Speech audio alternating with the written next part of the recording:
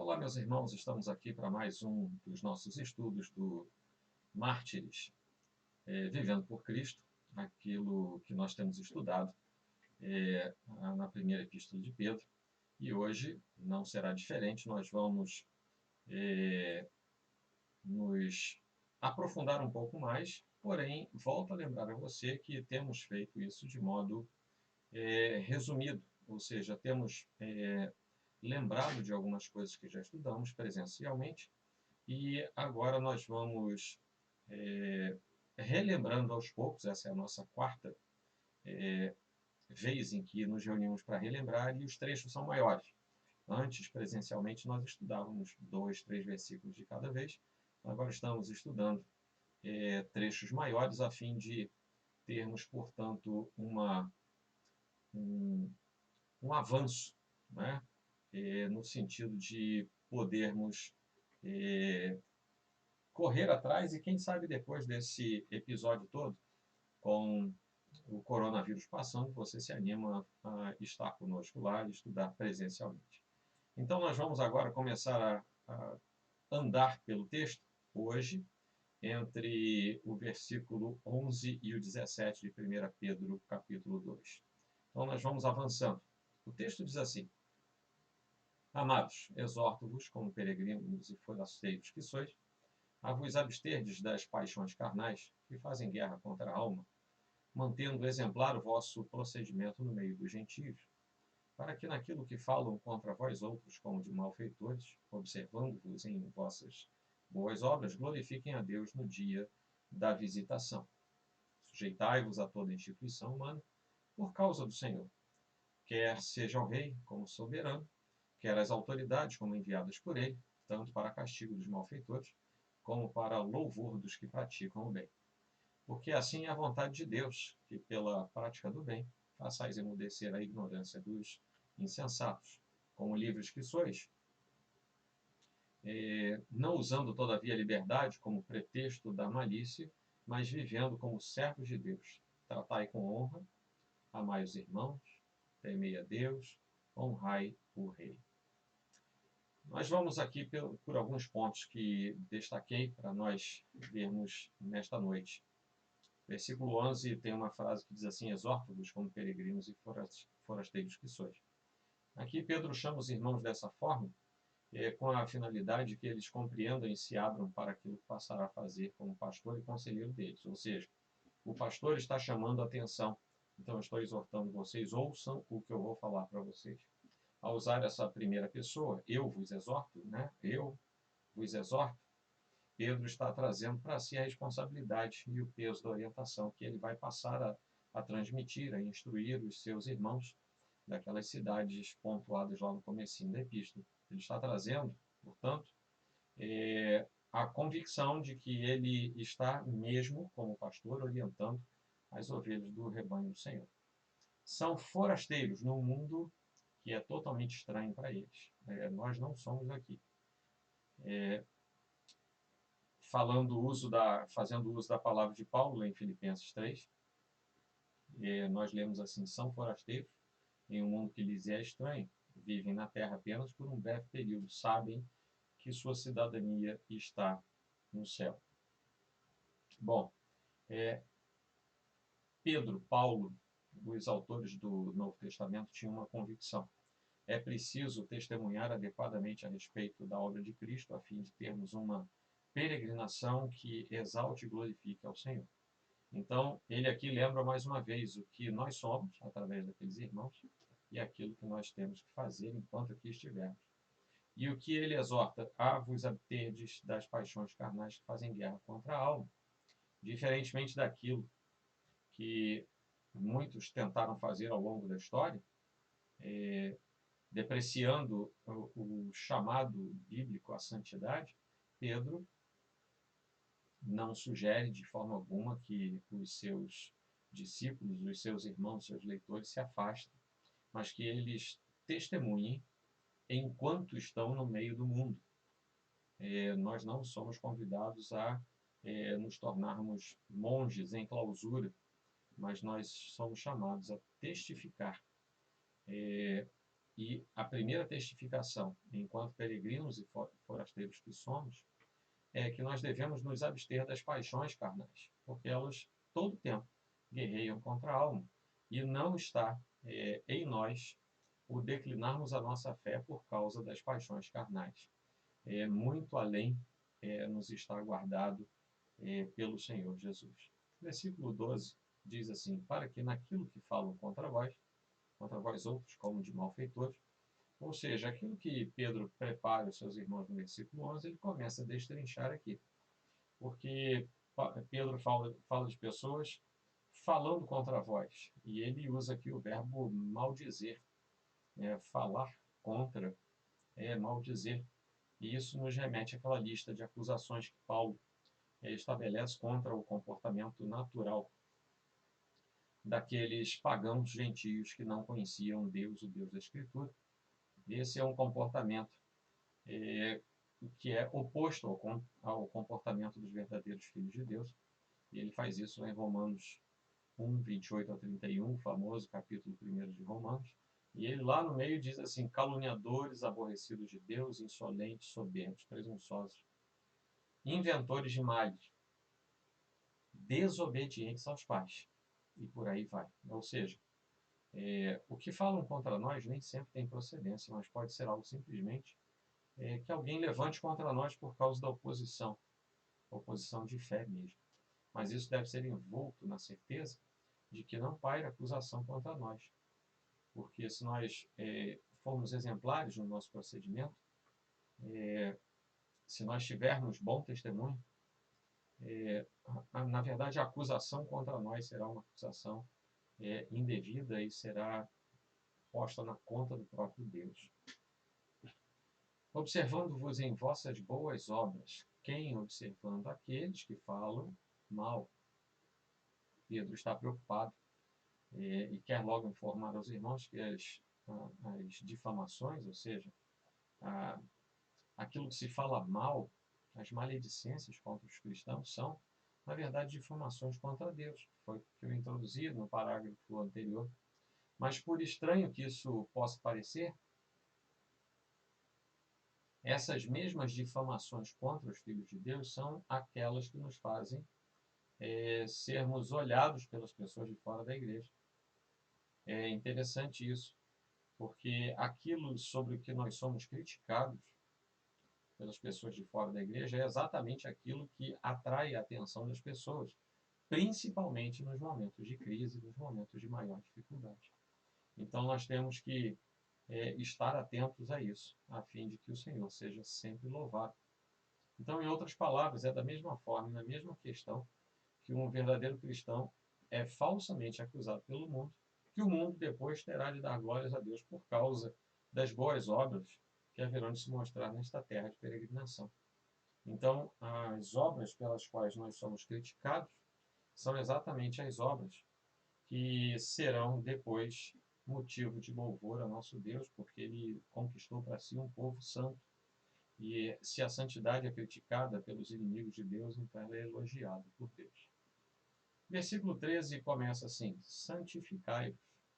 Desculpem, sujeitai-vos. Estava falando de santificação agora, já emendei, né? Sujeitai-vos. Pedro, então, ele vem de deixar uma exortação à vida cristã e começa, então, a falar a pessoas que são queridas dele, são pessoas da sua igreja, filhos espirituais. E a partir do ponto em que Pedro inaugura as suas orientações de vida cristã, ele começa a falar das autoridades instituídas e as autoridades escolhidas pelos meios e métodos para regerem o povo, né? O povo como um todo, não apenas o povo de Deus, mas ali dentro do povo como um todo se insere o povo cristão. Isso é fácil ver, não por perseguições físicas no nosso Brasil, mas por elementos ideológicos que graçam na nossa sociedade e que naturalmente levam pessoas à maledicência contra aqueles que governam, inclusive muita gente dentro da igreja. O que Pedro está ensinando é diferente. Ele está dizendo para a gente se sujeitar. Sujeição aí no sentido de submeter-se mesmo. Isso por quê? Porque a autoridade de quem governa procede de Deus. Como diz em Romanos 13, de 1 a 7, você pode ler esse trecho, depois Tito 3, 1 e 2, há alguns destaques ali. Não há autoridade que não proceda de Deus. As autoridades que existem foram instituídas por Deus. E quem se opõe à autoridade resiste à ordenação de Deus. Também fala que a autoridade é ministro de Deus para o nosso bem. Ora, sujeitai-vos então a toda instituição humana. Aqui não fica muito claro no texto se o termo Senhor se refere a Deus Pai ou a Deus Filho, uma vez que o Senhor mesmo instituiu essa autoridade sobre todos nós, o que está em Romanos 13, e isso parece nos remeter realmente a que seria o Pai ali mencionado, mas o que o texto grego diz na sequência submetei-vos, sujeitai-vos, sede submissos, né, depende da versão, a toda a criação humana. E o termo criação aqui não se refere a um ato de criar algo como Deus cria, né? Mas a um ato através do qual uma autoridade é instituída, estabelecida. Então, se refere a um ato criativo de instituir autoridade, supostamente aqui por meio de um corpo legislativo, algo que lembre mesmo as nossas formatações institucionais, né, no nosso tempo aqui no século XXI, mas Pedro já tinha uma boa estrutura disso, porque ele estava mergulhado no governo de um império bem estabelecido, que era o romano, e que copiava muita coisa de um outro império também muito bem estabelecido, que era o grego. Então, por aí vamos. Por causa do Senhor, a motivação de tudo é o Senhor. Então, Pedro nos diz que precisamos nos sujeitar às instituições humanas por um motivo único e suficiente, o próprio Senhor. Então, a ideia é que nós devemos nos sujeitar às instituições na percepção de que elas estão sob o governo e sob a autoridade de Deus. Então, nesse sentido, nós devemos nos tornar submissos, não implicando a aceitação aberta de formas de governo e domínio que sejam alheias ou contrárias aos desígnios de Deus. O que quer dizer isso? Pode ser que no país X esteja hoje no governo um tirano, um déspota. Nós não somos obrigados a aceitar a forma de governo ou os atos ilegais ou antidemocráticos ou que afrontem a Deus, mas nós precisamos nos sujeitar a tudo por causa do Senhor. Porque, em última instância, aquele que ali está é o braço estendido de Deus para juízo e para bondade, às vezes mais para juízo que para bondade. Quando chegamos ao verso 14, diz assim: tanto para castigo dos malfeitores, era o que eu vinha dizendo agora, como para louvor dos que praticam o bem. E a tese de Pedro é o seguinte: aqueles que estão no governo são colocados ali pelo poder de Deus, pela autoridade de Deus e soberanamente pela vontade mesmo dele expressa. Então, o que nós temos que entender é o seguinte: aqueles que ali estão no governo são colocados lá para endereçar bem aqueles que praticam o bem, os bons cidadãos, cidadãos de direito. Aqueles que não andam à margem da sociedade deveriam ser louvados pelos que governam, enquanto eles deveriam ter mão pesada e castigo severo contra aqueles que não praticam o bem. Quando você olha para uma sociedade pós-moderna, hipermoderna, você tem a impressão clara, nítida, de uma inversão de valores sem precedente, em que aqueles que fazem o bem são maltratados, são espoliados, e aqueles que praticam o mal são muitas vezes elevados à categoria de vítima, quando não à categoria de herói. Mas isso não tira de sobre nós a exortação de Deus através de Pedro, de que nós devemos nos submeter e de que no tempo oportuno nós poderemos ver a mão de Deus sendo manifestada através daqueles que regem a nossa sociedade. Depois disso, nós já avançamos para o versículo 17, por causa dos temas de importância, né? Pedro sintetiza os seus ensinamentos numa sentença entrecortada. Ele fala coisas assim picotadas nesse finalzinho de trecho que nós estamos analisando. E isso é muito curioso dentro da narrativa de 1 Pedro como um todo. Nós não temos muitos trechos assim nessa primeira epístola, então isso é bastante curioso. Existe uma relevância bastante intensa, bastante decisiva para a nossa atitude, nosso agir. Quando nós observamos isso que ele está nos orientando a fazer aqui. Então, por causa disso, dessas orientações, inclusive de cidadania e de obediência civil, é que Pedro fala o seguinte no finalzinho: amai os irmãos, honrai o rei. E com isso aqui ele entrecorta o final. E amai os irmãos redunda em dizer que aquele que é meu irmão tem direito ao meu amor. E sem dúvida nós devemos amar também os inimigos e com certeza também as demais pessoas. Mas não encontramos nenhuma solicitação genérica no Novo Testamento de amarmos todo mundo. O amor é dedicação pessoal, é algo ativo do nosso coração. E é por essa razão que o Novo Testamento, por um lado, afirma: ama o teu semelhante, em situação em que também o inimigo pode ser o meu semelhante. Mas, por outro lado, o amor aos irmãos é amor à família, é diferente. Ele pertence à natureza da sua comunhão, e por isso existe uma exortação tão objetiva, tão pontual. Honrai o rei expressa um relacionamento positivo com a autoridade e, ao mesmo tempo, limite. O rei nunca poderá solicitar o que cabe exclusivamente a Deus.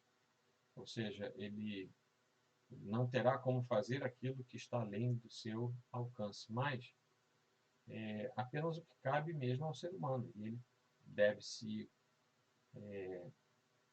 se contentar com a ideia de que, mesmo sendo rei, um governante, ele é um ser humano.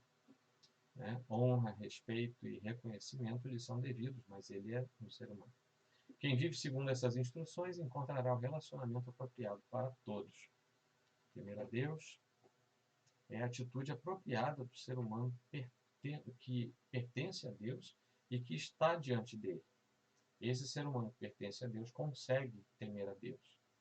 Mas essa ordem é para todas as pessoas, só que o ser humano que não pertence ao Senhor não consegue temer a Deus, portanto ele continua se afastando cada vez mais do Senhor.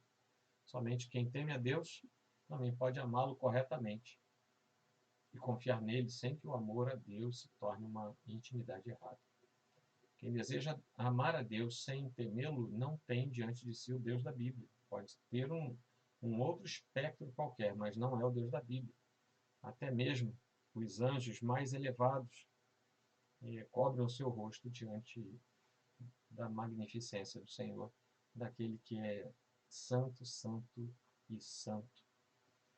Não é? E em pessoas em cuja vida Deus agiu de forma especial, nós podemos notar que a proximidade de Deus desencadeia um temor que é diferente, é um temor totalmente santo. Qual é a doutrina que eu destaco aqui para nós? É do sacerdócio universal, e nós vamos ter apenas uma breve passada por essa doutrina, que é tão importante, e é uma doutrina exclusivamente protestante e particularmente reformada. Outros ramos do cristianismo, como o catolicismo e os ortodoxos, não reconhecem essa doutrina. Ela é aquela doutrina que diz que todos nós, filhos de Deus, somos sacerdotes diante do Senhor, portanto devemos segui-lo e servi-lo de forma especial. Uma definição de sacerdote seria uma classe separada de pessoas que representam o conhecimento mais profundo e possivelmente a liderança de algum grupo religioso. De forma geral, o sacerdote é aquele que faz a intermediação e a relação entre os fiéis de uma religião e o ser divino adorado por essa religião. Quando Calvino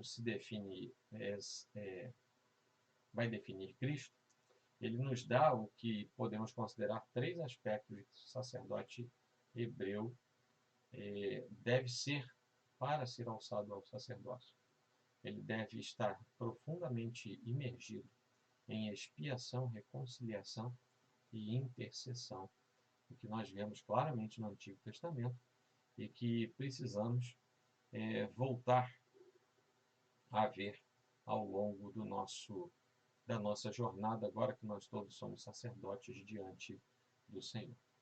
Bom, prosseguindo aqui, nós sabemos que somente Cristo é o sacerdote eterno. E se você quiser ler um pouquinho melhor sobre isso, leia o livro de Hebreus, porque ele trata muito contundentemente sobre o sacerdócio de Cristo, o sacerdócio perfeito de Cristo, e trata também do sacerdócio segundo a linha de Melquisedeque, que é aquela que Cristo assume, com toda a sua simbologia.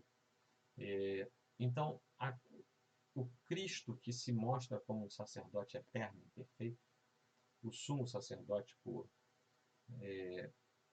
toda a sua honra e toda a sua santidade, ele então é aquele que oferece os sacrifícios, e ele sendo Cristo, ele é o próprio sacrifício, ele oferece o sacrifício, e ao mesmo tempo ele recebe o sacrifício, ele é Deus, né?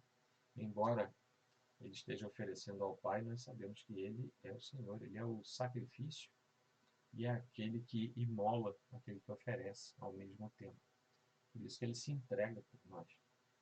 E como estava antes já apontado, os sacrifícios anteriores, aqueles do Antigo Testamento, todos apontavam para Cristo, né? Então, por isso é que quando nós olhamos o Novo Testamento, nós vemos o Cordeiro Santo de Deus e percebemos claramente pelas palavras do Novo Testamento que ele próprio é aquele que se entrega, é aquele que se devota como sendo o sacrifício único, perfeito, aceitável diante de Deus. Ora, se ele é rei, ele é sacerdote, então é ele que nós devemos seguir, confiante, a fim de que possamos ter convicção plena daquilo que será tido diante de nós como sacrifício perfeito. Ele é o sacerdote, é a ele que devemos ir, ele é o verdadeiro, é o único sacerdote, ele não é mais a sombra. O sacerdote do Antigo Testamento era a sombra dele, mas agora, no auge da revelação dos tempos, aprove ao Senhor mostrar em seu Filho a ordem perfeita do sacerdote que vai diante de Deus. Aqui está dizendo, nós não oramos geralmente em nome de Jesus, mas apelamos a seu nome para termos certeza de que temos o direito de falar com Deus. Mas não é apenas isso, também fazemos isso porque estamos convencidos de que Ele nos escuta, porque não há intermediários.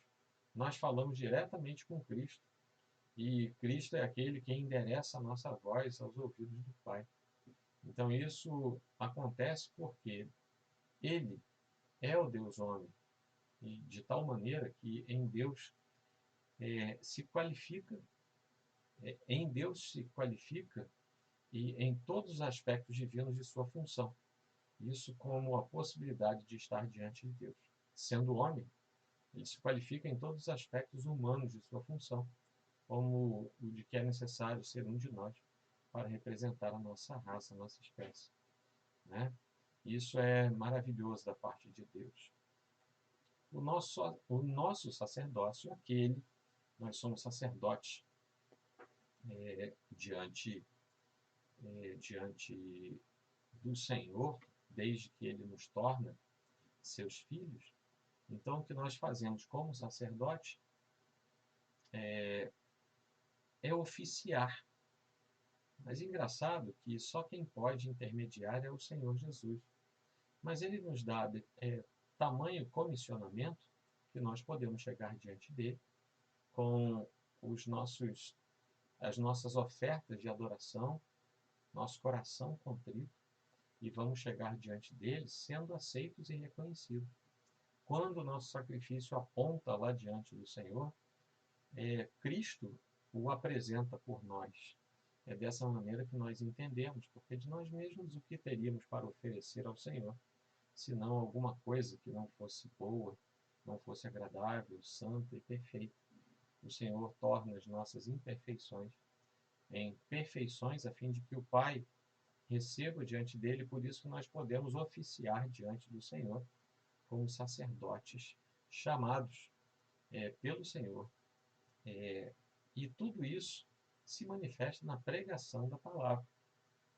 Nós não vamos mais oferecer animais ou qualquer outro tipo de sacrifício, mas nós oferecemos a palavra de Deus sendo totalmente exposta, dedicada, e com isso ela vai e torna-se efetiva no coração daqueles que forem tocados por ela. Esse é o nosso papel, porque quando nós pregamos a palavra e somente a palavra, nós pregamos Cristo. E Cristo crucificado. Quem é Cristo crucificado? Senão o sumo sacerdote, acima de qualquer outro, o perfeito sacerdote, que ao mesmo tempo é o sacrifício oferecido. Então nós pregamos o sacrifício oferecido e o próprio sumo sacerdote, todas as vezes que fazemos uso da palavra de Deus, a fim de termos este mundo ouvindo aquilo que do Senhor é preciso ouvir para que haja arrependimento, paz e tranquilidade no coração de todos. Não por este mundo, porque, como vimos inclusive hoje, é possível que haja muita coisa difícil acontecendo, e o que nós temos aqui é apenas a orientação do Senhor, a fim de que venhamos a ter cada vez mais uma disposição de, ouvindo a orientação do Senhor, nos colocar como filhos, aqueles que vão ouvir todo o tempo a sua orientação, aqueles que vão se colocar diante dele, a fim de que sejamos porta-vozes mesmo do Senhor, em que nós venhamos a ser cada vez mais colocados como servos valorosos do Senhor, que vivem em santidade, testemunham publicamente do Senhor, ouvem críticas, mas no final também elogios, porque a santidade que é rejeitada pelo homem natural é exatamente a santidade que constrange depois aquele que precisa do Senhor e recorre aos filhos do Senhor a fim de obterem os favores do Senhor. Obviamente nem sempre conseguem, porque existe uma liberdade soberana da parte de Deus para fazer aquilo que lhe aprouver. Assim, meus irmãos, daqui a pouquinho nós estaremos conectados no aplicativo Zoom, com a finalidade de conversarmos um pouco sobre esse resumo de hoje e vamos ver se temos algumas perguntas e, quem sabe, respostas também. Até daqui a pouco, que Deus abençoe você.